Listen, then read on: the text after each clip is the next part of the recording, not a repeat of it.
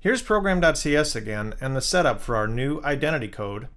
And the middleware for the HTTP pipeline supports authentication and authorization, but it doesn't define what authorization is required for any of our pages or features. You can set up global policies right here in program.cs, but an easy way to require logged-in users on a feature defined by a controller is on the controller itself. Let's go to the products controller. Here it is, and there's a simple attribute called authorize that we can add to the controller class. It's in the Microsoft.ASP.NET Core.Authorization namespace. This will require an authenticated user to be present whenever someone tries to access any action on the products controller. You can also apply this attribute to individual methods in the controller as well. Let's do the same thing to the categories controller. Okay, looks good. Now back in the products controller, I've got a breakpoint defined in the index method. Let's see when we hit this if we can see what the logged in user looks like. Okay, here's the running app and I haven't logged in. I'll hit the products link. This redirects me to the login page, which is great. I'll use eric@email.com and the password I chose earlier, and we hit our breakpoint on the index method. There's a property on the base controller class called user, which represents the current user for the HTTP context. Let's add it as a watch. I'll expand our view a bit, and this is a claims principal. There's one identity, and it's showing an isAuthenticated property as true. If we did this earlier in the course, we'd still have a claims principal, but this isAuthenticated property would be false, since we didn't have any auth set up. The name of this user is eric@email.com as well. And you can check out the claims if you want to. The AMR is the authentication mechanism, and it shows that I answered a password challenge. I'll hit continue, and we get to the products page. So the authorize guard is working nicely. If I click categories, that works with no challenge, since I'm already logged in. You've probably got a handful of questions about some of this authentication code, so let's cover at least a couple of them in the next clip. Here's program.cs again, and I've updated the add default identity call with its options arg just a little bit. There's an option that's being set on the sign-in property that'll require a confirmed account before you can log in. If we didn't click that link to confirm the account when we registered, we wouldn't have been able to log in.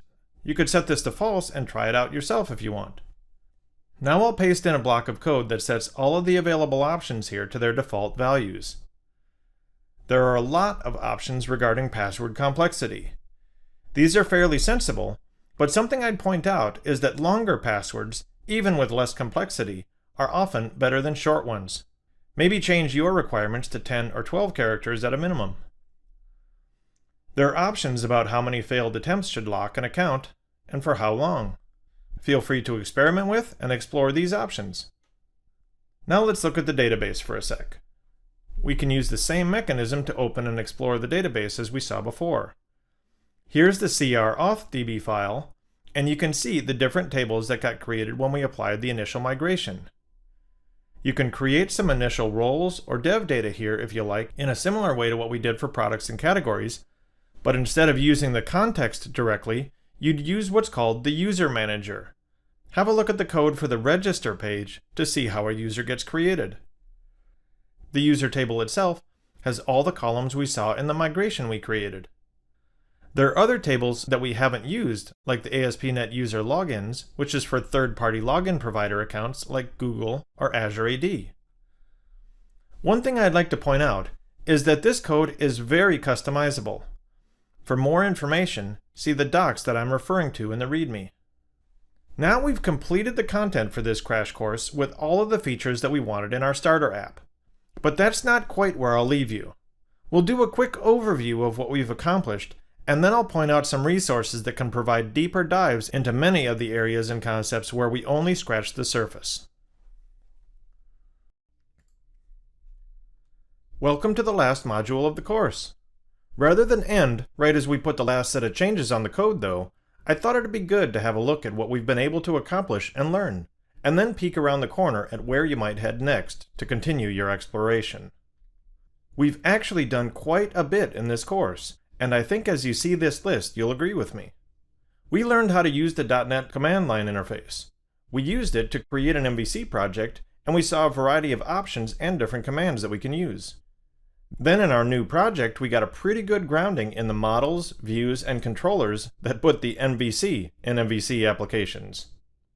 We also got introduced to Razor syntax and tag helpers and saw how they bridge the gap between the server-side code and what ends up in the browser.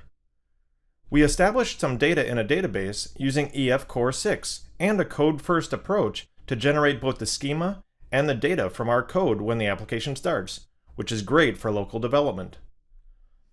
We used this scaffolding feature to generate CRUD operations for the data we created, and then we refactored the scaffolded code to use patterns more suitable for long-term maintenance of that code. We updated our database to include some related data and made all of the accompanying changes to the application itself, as well as creating a migration that would get the database change applied.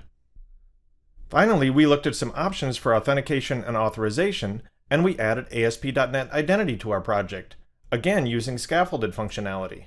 This included some simple authorization that requires logged-in users in certain areas. This is a lot of ground to have covered, and it's not even everything. We used some key building blocks from ASP.NET Core itself in our development of this app. This included using NuGet packages to add external libraries to our application from both Microsoft and the community, dependency injection to register different application and data services in our app. We used configuration to drive various settings about how our app behaves and the files that it used for as databases. And we set up some simple logging and error handling to more gracefully handle situations when errors arise while capturing details in log entries. And much of the setup of the different building blocks here was done within the entry point logic of program.cs, which is very common in all .NET Core 6 applications. So you've seen a lot of different things as we created and evolved this simple little app. But truly, much of what we did was really the tip of the icebergs here. So where to go next? When looking at where to find out more about the various topics we've been through, and even some that we didn't have time to cover, the official docs on ASP.NET Core from Microsoft are your friend. The links in the project README will get you in there, and the docs are really quite good, so I encourage you to wander around as you have questions. But the docs aren't your only resource here. Pluralsight has your back as you want to learn more. There's a lot of content on Pluralsight, and if you simply do a search within the library for ASP.NET Core 6, you'll find a number of really great resources. The results you'll find will include a lot of different topics, and what I'm showing here are pieces of titles. There's a broad content course covering the fundamentals of the whole framework, and then there are detailed courses for dependency injection, configuration, logging and monitoring, building an API, authentication and authorization, and lots more. This is far from a complete list, and you'll also find things on SignalR, Blazor, gRPC, microservices, architecture, and more. The content out there is really great, and I'd encourage you to find a topic that interests you and dive in more. And this list doesn't cover the database content.